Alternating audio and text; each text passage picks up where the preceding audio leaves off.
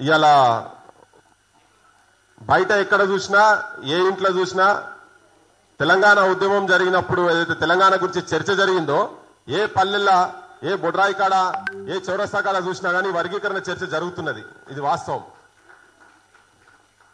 10 మంది కూర్చున్నా కానీ 1000 గొంతులు 1,00,000 డప్పుల ముచ్చటనే చర్చకు వస్తున్నది. ఎవరు అవునన్నా కాదన్నా ఇది వాస్తవం, ఇది నిజం. పోతున్నది ఏంది కథ ఏందని ఒక సభ ఇక్కడ పరేడ్ గ్రౌండ్స్ లో మొన్న పెట్టిండ్రు. ఆ సభ తర్వాత ఒక మూమెంటం వచ్చింది. అసలు ఏది, ఎందుకంటే ఇది సుదీర్ఘంగా 30 సంవత్సరాల నుంచి ఒక న్యాయమైన డిమాండ్ మీద జరుగుతున్నటువంటి పోరాటం, అలుపెరగని పోరాటం. అది ఆఖరి స్టేజ్కి వచ్చింది. ఎట్లయితే మనం తెలంగాణ పక్కా అనుకున్నామో ఆ దక్కా ఇచ్చే స్టేజ్కి వచ్చినప్పుడు ఇప్పుడు కొన్ని శక్తుల నుంచి ఎట్లా చేసి ఆపాలి అని, సరే నేను వాడొద్దో కానీ నాకు కనిపిస్తున్నది ఏంటంటే తెలంగాణ బిల్లు పార్లమెంట్ లో పాస్ అయ్యేటప్పుడు ఒక బ్యాచ్ ఎంటర్ అయింది. Last batch pepper spray batch అయితే ఎంటర్ అయిందో ఇప్పుడు నాకు కనబడుతున్నది, ఆ బ్యాచ్ కనబడుతున్నది అక్కడిక్కడ.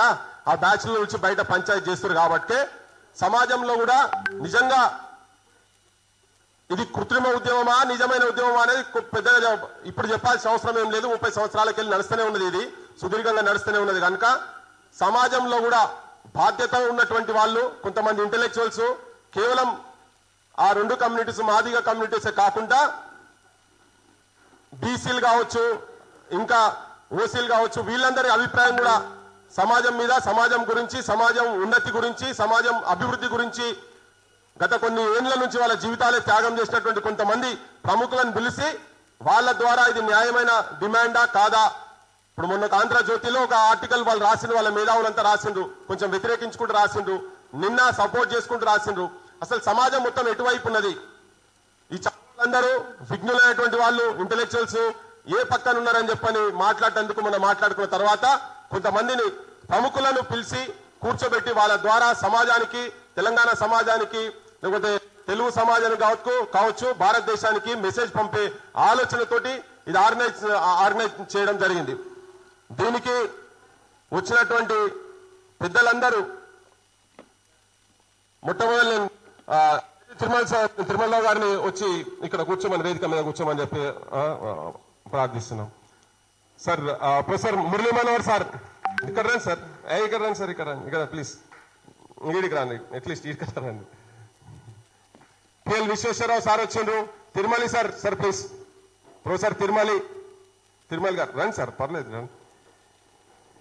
ఢిల్లీ యూనివర్సిటీ ప్రొఫెసర్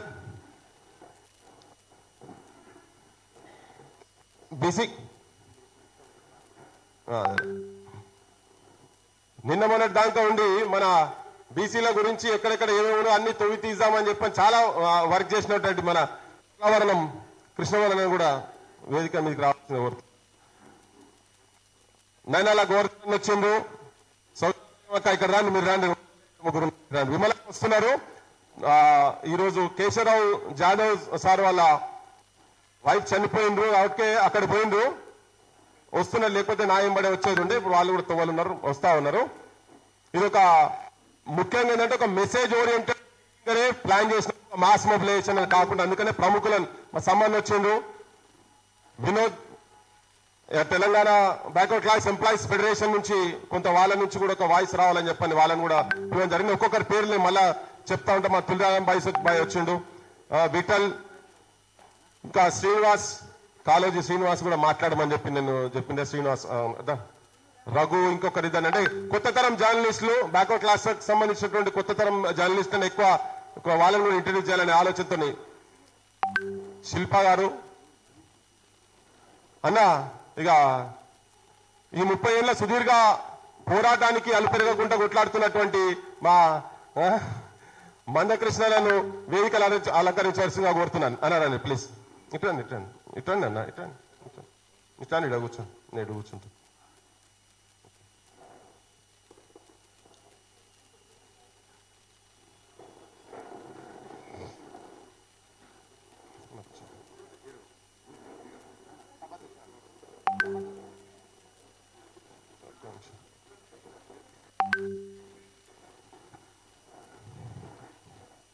ఇప్పుడు ఈ మూమెంట్ కూడా మా కపర్ ప్రసాద్ అన్న కూడా వచ్చింది ఇక్కడికి, వరంగల్ నుంచి అశోక్ సార్ వచ్చిండ్రు, ఇక చాలా మంది నేను చెప్తా, పేర్లు చెప్తా.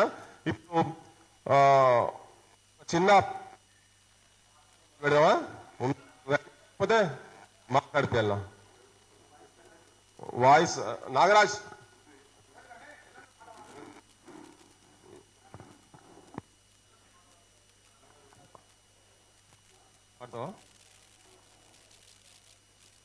డప్పు లేదు కానీ డప్పు సప్పుడు లెక్క వాట వాడన్న దరు వెళ్ళన్న. Hello hello